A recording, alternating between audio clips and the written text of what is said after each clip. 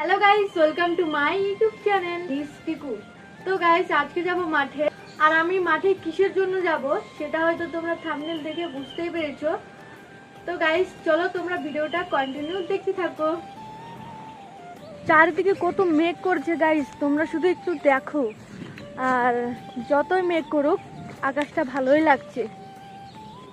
তো দেখো, যেখানে চোখ মেলি যেদিকে তাকাই সবখানে তোমাকে খুঁজে আমি পাই। আরেকটা কথা কি গাইস, আমি আমার প্রথম শর্ট ভিডিও ঠিক এই জায়গায় ভয়েস ওভার করতাম, যাতে বাড়ির মানুষ না বুঝতে পারে তার জন্য। আর সেই ভয়েস ওভারটা আমি ভোরবেলায় করতাম।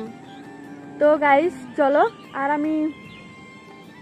আর গাইস, এটা হচ্ছে আমাদের বাড়ির সামনের মাঠ, তাই এখানেই করি। তো চলো আমার মা বাবার ওখানে যাওয়া যাক। আর গাইস, কার কার গ্রাম ভালো লাগে তারা অবশ্যই কমেন্ট করে জানাবে।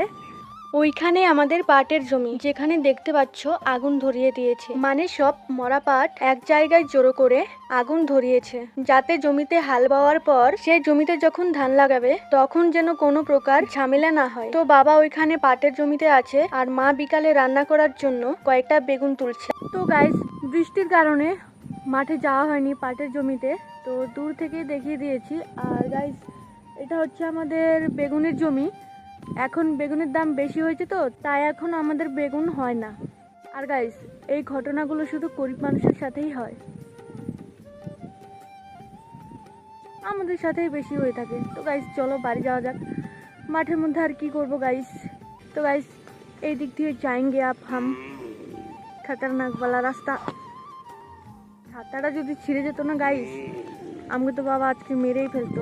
খাবো কত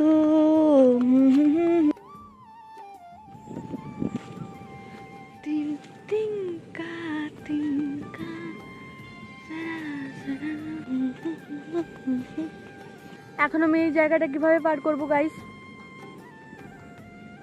লাভ দি মৃত্যু।